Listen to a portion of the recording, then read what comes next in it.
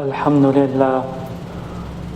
لله نحمده ونستعينه ونستغفره ونعوذ بالله من شرور أنفسنا ومن سيئات أعمالنا من يهده الله فلا مضل له ومن يضلل فلا هادي له وأشهد أن لا إله إلا الله وحده لا شريك له وأشهد أن سيدنا ومولانا محمدا عبده ورسوله أما بعد فإن أصدق الحديث كتاب الله وخير الهدي هدي محمد صلى الله عليه وسلم وشر الأمور محدثاتها وكل محدثة بدعة وكل بدعة ضلالة وكل ضلالة في النار.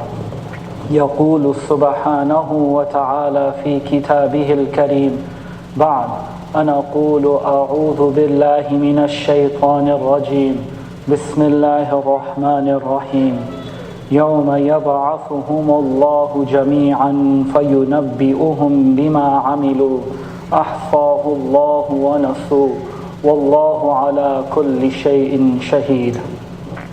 اللهم اجعلنا من الذين آمنوا وعملوا الصالحات وتواصوا بالحق وتواصوا بالصبر. Ameen Ya Rabbal Alameen. First and foremost, as always, I make dua to Allah subhanahu wa ta'ala that I find all of you in good health, wealth and iman. And in asking in Allah subhanahu wa ta'ala, I ask Him that He gives me the strength and confidence to give a reminder that's beneficial. Beneficial in the sense that we get closer to Allah subhanahu wa ta'ala. And effective in a way that we love and follow the sunnah of Rasulullah sallallahu alayhi wa sallam. Ameen Ya Rabbal Alameen.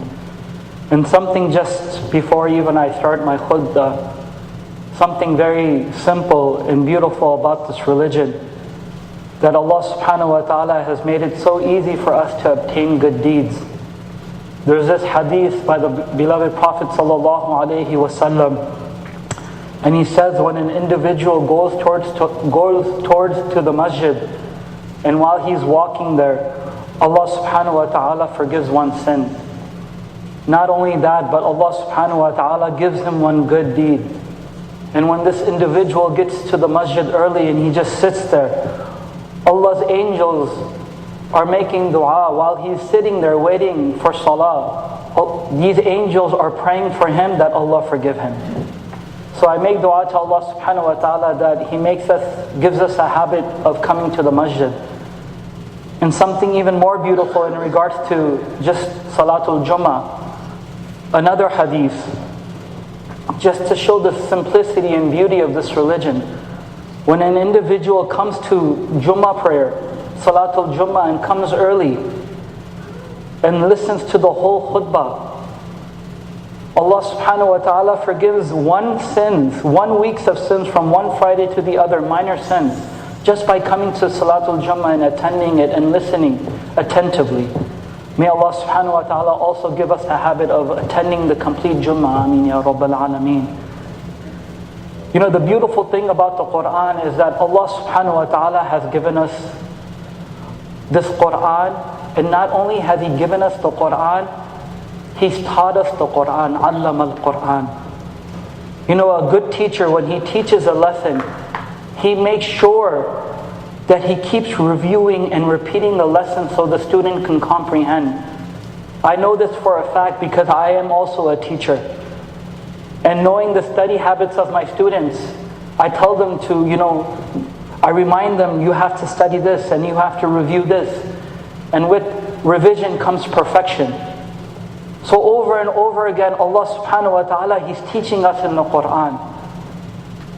And a true teacher, he reminds us over and over again. So for instance, when we hear the word taqwa, it's mentioned over 100 times in the Quran for the listener, for the believer, for the student. He knows that he has to keep a keen ear to what Allah subhanahu wa ta'ala is saying. Or the mention of salah, zakah, or the day of qiyamah. You know, the ayahs that I read, Allah subhanahu wa ta'ala is teaching us about the day of qiyamah. And what is these ayahs saying? Allah subhanahu wa ta'ala says, on that day when He will rise us, and we will all be gathered in front of Him, يَوْمَ يَبْعَثُهُمُ اللَّهُ جَمِيعًا فَيُنَبِّئُهُم بِمَا عَمِلُوا. And Allah subhanahu wa ta'ala is going to inform us of everything. أَحْصَاهُ اللَّهُ وَنَسُوهُ. He's going to even inform us of things that we even forgot. وَاللَّهُ عَلَى كُلِّ شَيْءٍ شَهِيدٌ. And truly Allah subhanahu wa ta'ala is a witness over everything. Allah subhanahu wa ta'ala on the day of Qiyamah, when we will be standing in front of Him, He will remind us of things that we even forgot. So what does that mean? For example, there's certain things in life that we remember because they're relevant, because they're big to us. I don't remember what I did last Monday. Matter of fact, I don't even know what I said. But I remember the major things in my life. I remember the day when I graduated from school, or the day I got married, or when I had my children, or when I got my first job, or I got my first paycheck. I remember all of these things. So on the day of Qiyamah, Allah subhanahu wa ta'ala, while taking audit of what we do, He's going to remind us and say, Junaid, you remember on June 5th, 1999, you said this and you did this, and I won't remember. And these reminders are there to encourage us to take heed of all the actions that we do. And something in regards to, normally when we think someone gives a khutbah or teaches Quran, we have a high expectations of them. Even on the day of Qiyamah, Allah subhanahu wa ta'ala, there's the expectations of people that we have, and then there's reality. And on the day of Qiyamah, truly it will be reality. So Allah subhanahu wa ta'ala, He's teaching us this lesson. But in order for us to really appreciate these specific ayahs of the day of Qiyamah, we must completely understand the whole lesson plan. So I go back to the beginning of the surah, which is Surah Al-Mujadilah. And this surah was revealed because a woman, a mother, a wife, she was in distress. And she came to the Prophet ﷺ while he was sitting in Medina. And she came to him. And she told him that my husband and I, we got in a big fight. We had a very bad argument. And in that argument, he got very angry and he said something to me. And in that culture, in the time of Jahiliyyah, what he said was that you are like my mother. In Arabic, that means zihar, meaning you turn your back and you don't go back from what you said. And in that time, that meant I have divorced you. And she was under a lot of pressure. And she came to the Prophet ﷺ seeking his advice. And she told him, what should I do next? Because matter of fact, I still love him. She's referring to her husband. And she said that if my kids are with me, they're going to die because I don't earn an income. And if they stay with the father, they're still going to die because he doesn't know how to raise kids. So what should we do? The Prophet ﷺ was silent. Because a true judge, what does he have to do when he makes the right decision? He has to hear both sides of the story. So he was quiet. Then she kept on disputing, arguing. And then the Prophet ﷺ, because based off of the custom and culture, he said that you are haram for him. She got more irate, more frustrated. She started disputing with the Prophet ﷺ. She started arguing and she started to raise her voice.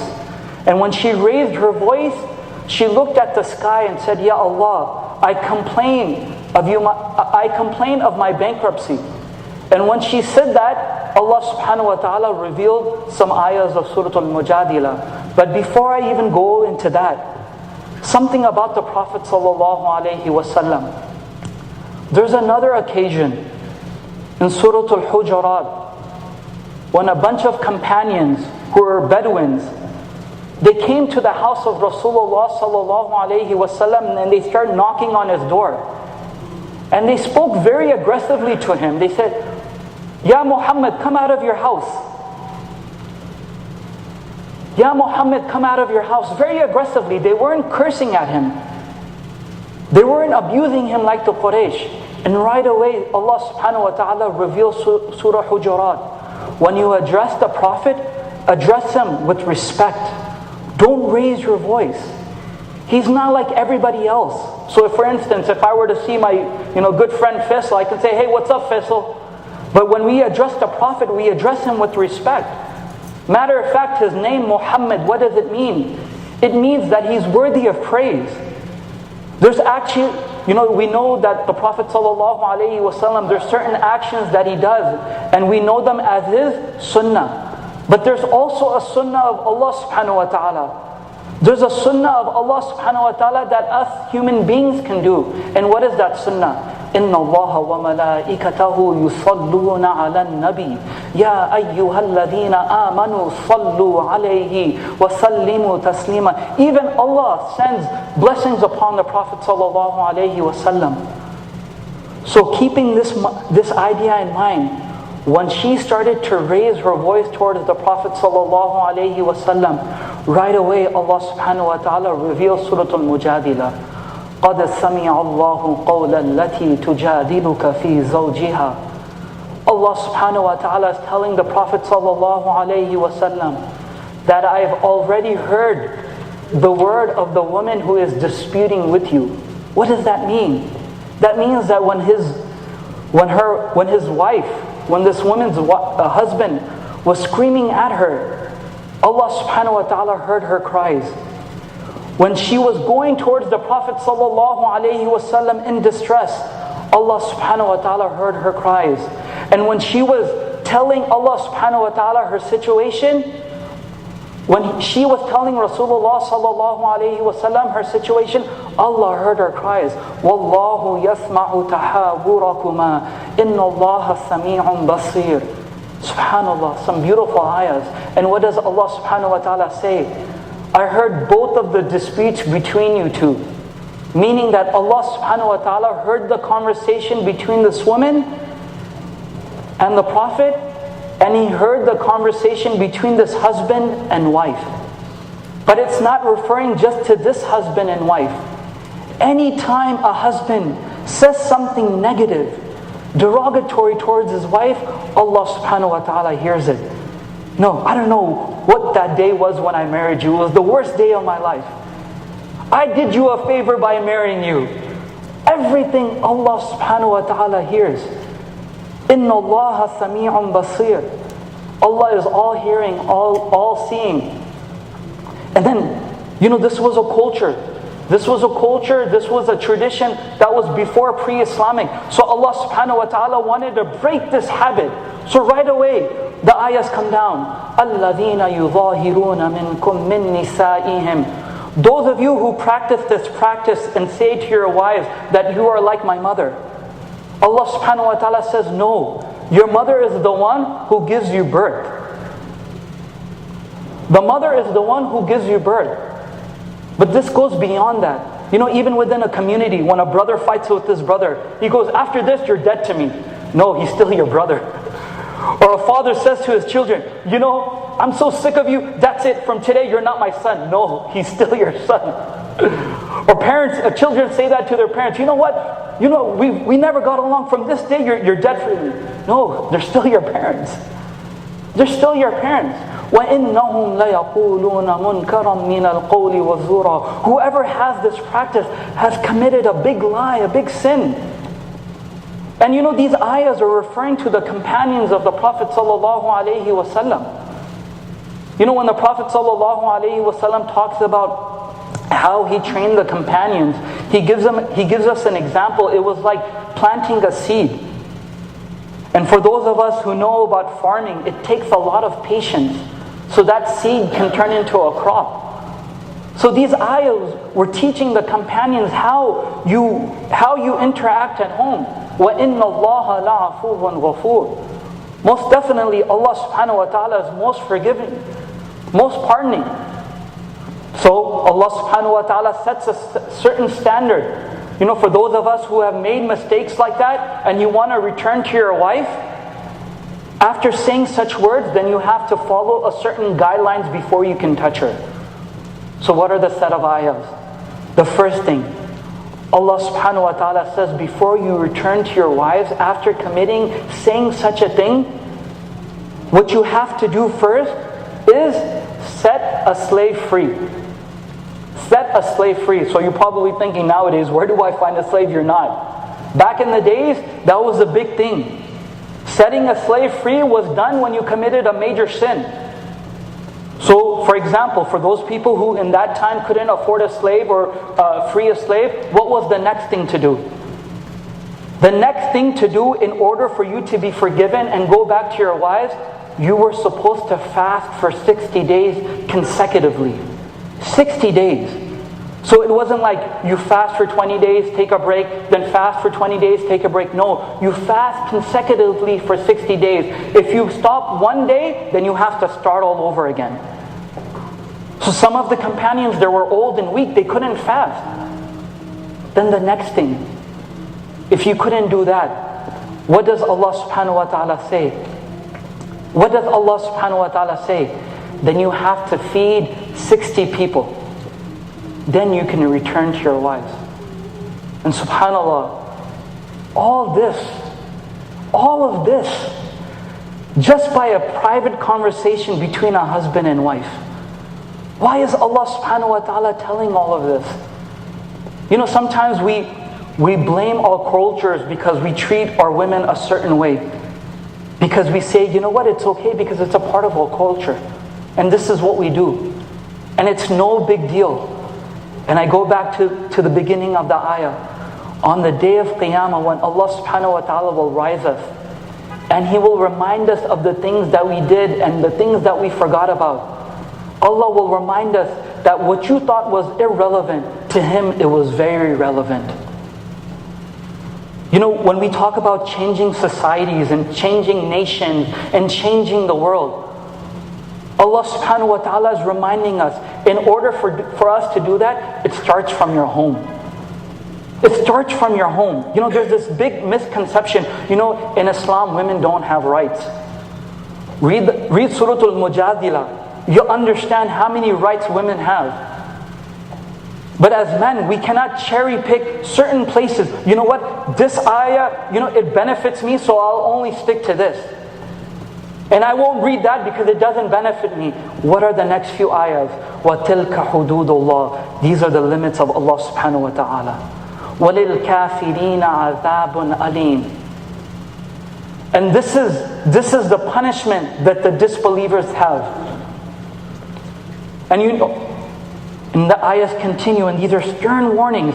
إِنَّ الَّذِينَ يُحَادُونَ اللَّهَ وَرَسُولَهُ. And those who oppose Allah and His Messenger, they will be disgraced like the nations before them. وَلِلْكَافِرِينَ عَذَابٌ مُهِينٌ. And they'll have a very stern punishment on the day of Qiyamah. And then those ayahs again. يَوْمَ يَبْعَثُهُمُ اللَّهُ جَمِيعًا فَيُنَبِّئُهُم بِمَا عَمِلُوا أَحْصَاهُ اللَّهُ وَنَسُوهُ. There's a big influence, there's a big reminder in the surah. The Surah Mujadila, a good 2 portions of that surah is not even about this. It's about a conspiracy that the munafiqeens were having against the Prophet ﷺ. But Allah wanted to make this so important that He put these first few ayahs in the beginning, so that He can remind us that in order for us to improve a community, it starts from our home. Something really amazing that Allah subhanahu wa ta'ala, He said. Because it's so important that the way we behave and the things that we say to our wives, how it can have such an influence. And it's so damaging. Allah subhanahu wa ta'ala, the Prophet sallallahu alayhi wa sallam, he says in a hadith, when a husband and wife, when they look at each other with mercy, there's another person watching. Not a person, but there's another entity. And Allah subhanahu wa ta'ala, He's watching. And He's watching with mercy. I repeat this again. When a husband and wife look at each other with rahmah, Allah subhanahu wa ta'ala looks at them with rahmah.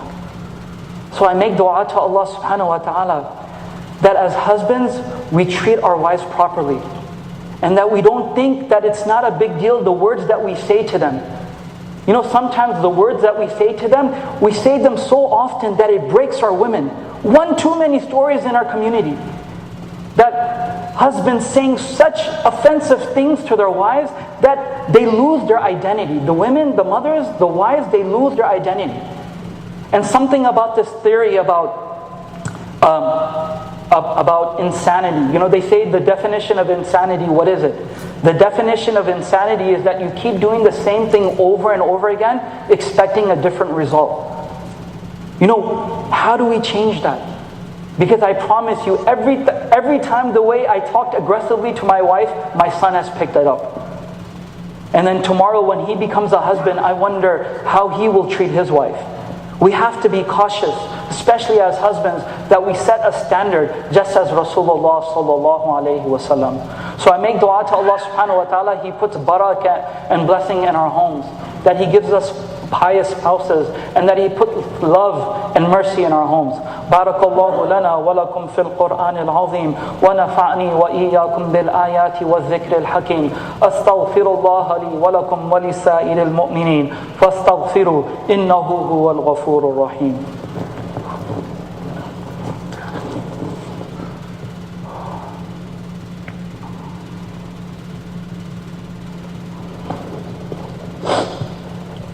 اللهم صل على محمد كما صليت على إبراهيم وعلى آل إبراهيم إنك حميد مجيد. اللهم بارك على محمد كما باركت على إبراهيم وعلى آل إبراهيم إنك حميد مجيد. إن الله وملائكته يصلون على النبي يا أيها الذين آمنوا صلوا عليه وسلموا تسليما. إن الله يأمر بالعدل والإحسان وإيتاء ذي القربى وينهى عن الفحشاء والمنكر والبغي يعظكم لعلكم تذكرون.